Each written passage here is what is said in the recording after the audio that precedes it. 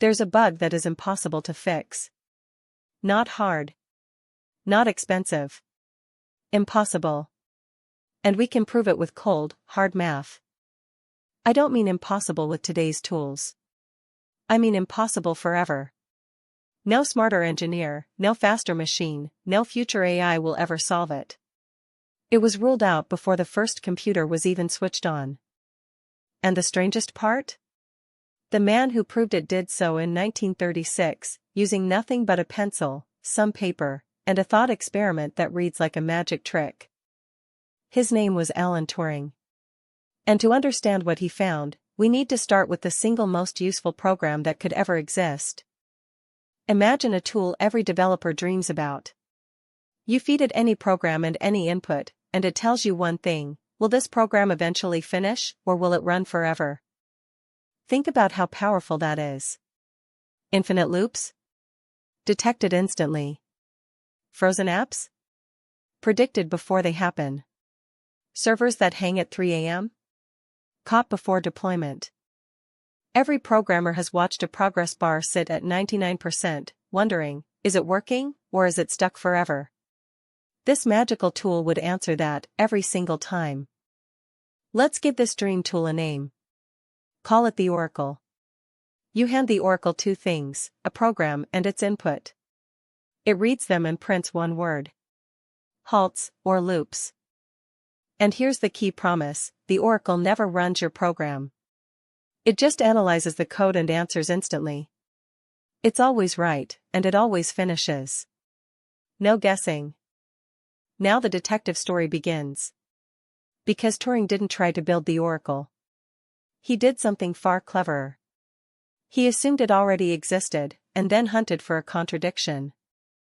This is a proof by contradiction. The strategy is simple. Pretend the impossible thing is real, follow the logic honestly, and if you crash into nonsense, you've proven it can't exist. So let's play along. The Oracle exists. It's perfect. Now Turing builds one small, mischievous program on top of it. We'll call this troublemaker Reverso. Reverso is sneaky.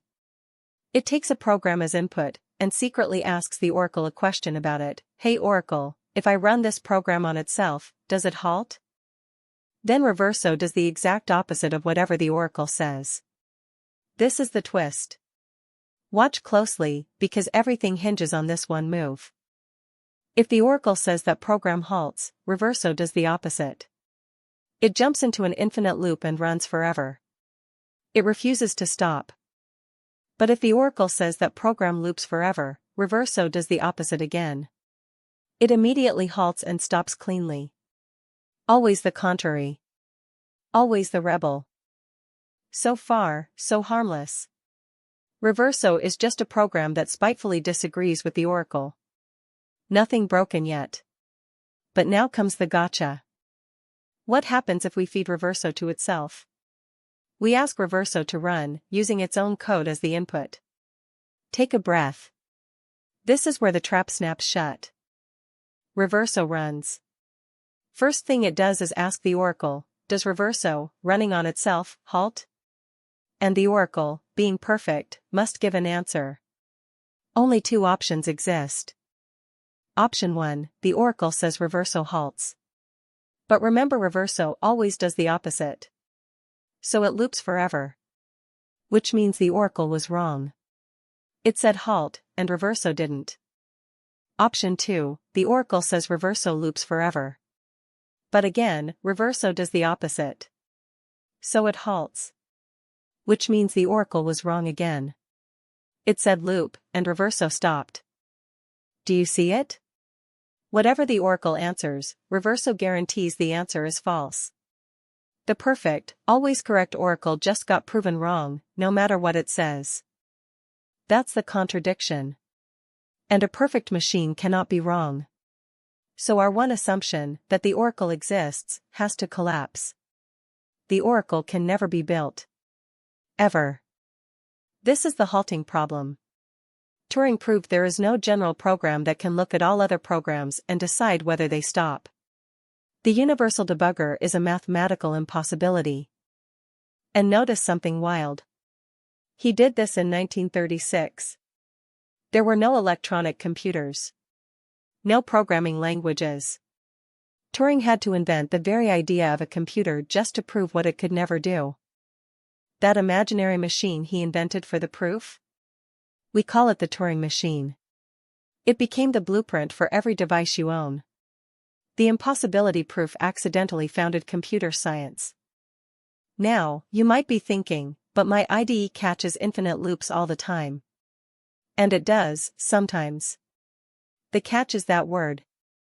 Sometimes. Tools can detect many specific cases. What's impossible is a tool that works for every program, always, with a guaranteed correct answer. The general problem is off the table forever. And this isn't just trivia. The halting problem ripples everywhere. It's why no antivirus can perfectly detect all malware. Why compilers can't catch every bug. Why some questions about code are provably unanswerable. The deepest lesson is humbling. Computers are not all powerful. There are hard limits baked into logic itself, walls that no amount of engineering will ever break through. So next time you're staring at a frozen program, wondering if it will ever finish, remember, that uncertainty isn't a flaw in your skills. It's a permanent feature of the universe, proven by a man with a pencil, decades before the machines even arrived.